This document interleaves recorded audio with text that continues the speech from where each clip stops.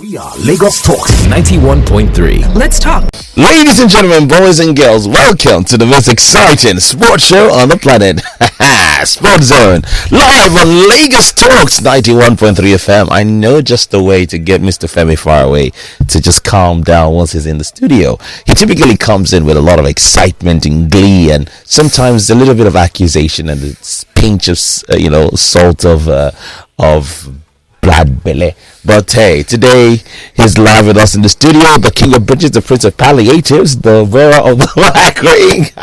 Obi, are you catching this? Mr. Femi Farrell, good morning. Good morning. It's great to be here. It's a brand new day. It's a lot of reasons to be excited. The year is slowly winding down and we're all excited. Absolutely. And I was just very concerned about you because yesterday you had the challenge and I just wanted to look out for my brother. Yeah. I appreciate it. That's why when I called you on the phone, I said, "Oh, man, you're like, I'm here for you, bro. Saver. I'm here for you, bro. I'm always here for you because I don't understand this accusation. No, I'm not accusing you. I just said that, when you come into the studio, you come in with energy. No, I don't come in. This is how I always come in every morning to the studio. Wow. I come into the studio. I completed my sentence. I come into the studio every morning with a lot of positive vibes. I always care about every member of the zone. Wow. Okay.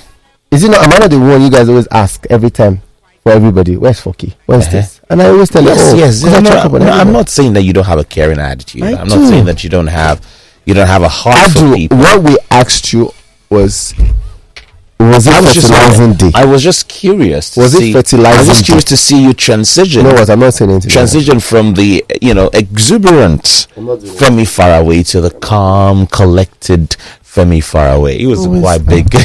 I'm here for everyone, man.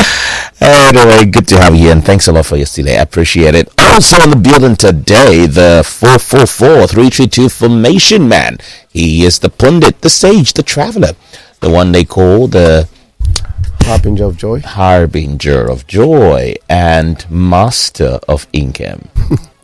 You have to say it in English so it doesn't sound income. Master of income. Okay, master of my own, master of my fate. The master of love. Master of love. Okay. See, the Sheldon says master of the game, but you master of love. Wow. Thank you.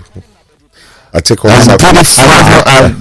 Listen, the fact that the person who goes to parties without his children. Without his children. When his colleagues are bringing plus ones and plus twos. And then he comes to say... So parties are adults only.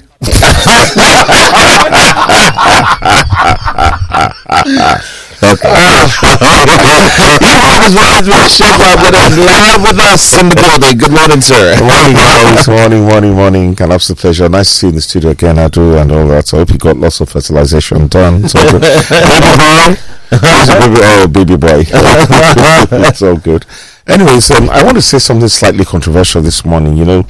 When we spoke yesterday, we were talking about Super Eagles' past performances in the World Cup, and I kind of played it over in my mind, and I'm thinking to myself, it's quite possible that we've underachieved in all the World Cups we've been to, except with the possible exception of 2002. Yeah, if you look at underachieved. 2002. Except 2002. If you look what about them? What about them, Rashidi Yekini? We overachieved in 2002. Underachieved. What I mean, 1994.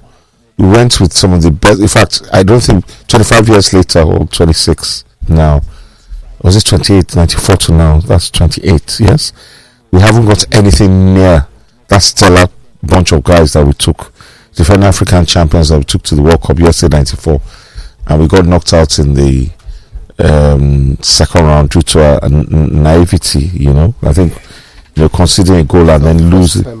Yeah, whatever, but we had a bunch of solid. You never get I'm just saying. No, this is my own family. It's not up for the. I'm just putting out that, and I said it's going to be controversial. Then rolled forward to 98, where we went into the 98 World Cup, Olympic champions, the same crop of players, a bit older, a bit more experienced, and all that. We fluffed our lines against Denmark. So that's 1998, 2002. Okay, we had Chief Odubide on the program. We practically went with a new squad, in an experienced squad. The old lads were, the 94, 98 guys, 96, they were edged out and all that. So 2002, maybe I'll give ourselves a pass. We didn't qualify in 2006. 2010, We didn't get out of the group stages, flopped our lines once again. 2014, we went with a very Lean squad. Sorry? Lean squad due to the idiosyncrasies of our coach there, Mr. Recipe Steve Gashi. Then 2018, even though we got through to the second round, but 2018 we didn't get out. So I'm thinking to myself, have we really done our best going forward? So maybe, as I said, maybe the fact that we didn't go for the World Cup this year, maybe our frustration instead of gobbing off in the press, is just concentrate on getting things right in place in 3.5 times, so we can be in USA, Canada, and Mexico and get it right. It's just a thought. I'll just put it together. Canada is in the mix too. I thought it was just US. US, Mexico, and Canada. Yeah, it's going to be a massive fest of football, and it's less. Right now, it's less than 4 years away. Because it's going to be summer 20. I want to see Mexicans. Sorry, there's a way you said that. Yeah, I want to see Mexicans. Mexico. You want to see Mexicans? You want to see Mexico? Mexicans. You want to see Mexicans? Yeah, I've seen Mexico. I've been to California. So you want to see Mexican women? Just come out, sir. Let's stop idea. Let's go. Then do it. It was you that said women. No, I said it. What does that mean? I want to see Mexicans. What does that mean? Anyway, I'm just excited that it's Canada, Mexico, and US. Okay, that's all. Also in the building today, they came of the chamber, the captain of the ship, the compound cleaner for excellence, and I'm not sure what's happening on Twitter this morning, but he seems to be responding to someone or some people. Mr. Charles Anazodo, live in the building. I'm responding to people who have no sense of empathy. Feel nothing for the majority of the ordinary people who travel the roads of Lagos. And I'm talking explicitly about the Lekki Expressway. There's only one way in and one way out. And it's been that way for God knows how many years. I've lived in that axis for 10 years plus. And there is no other way that you go into Lekki and come out of Lekki except that one expressway. And somebody on social media is here talking about how people should stop criticizing the government has started some work 4 years ago. How long has Lekki and Lekki been existent? How many governments have we had since this access was opened up by Jacobi? How many governments have we had? How long does it take for somebody to have a measure of foresight and realize that development of Lagos is moving to one axis, and you must do something about it to alleviate the sufferings of the people? And somebody here who is feeding facts by being a civil engineer working for the state government is talking absolute nonsense.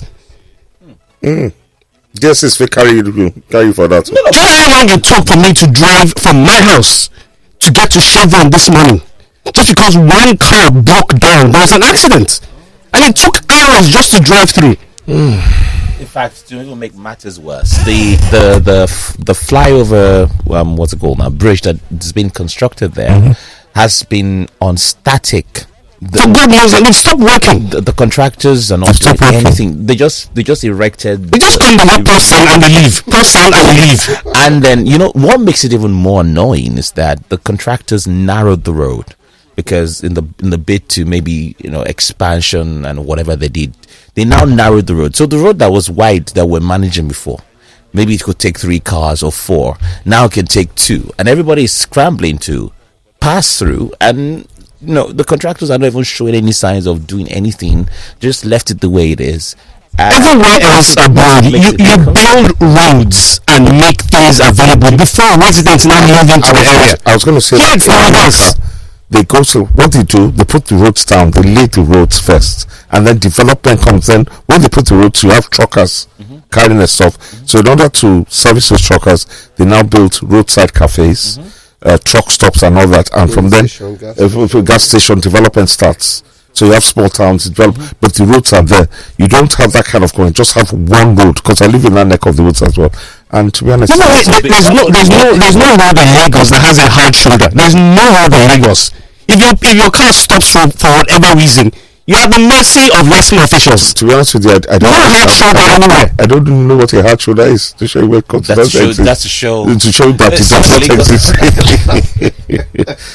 Oh well, it's a pity. We can do better.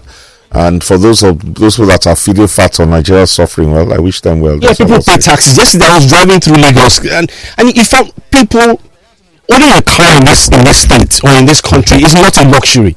You find people at the bus stops, old people, young people, they're just standing there waiting for buses that are non-existent. No, I'm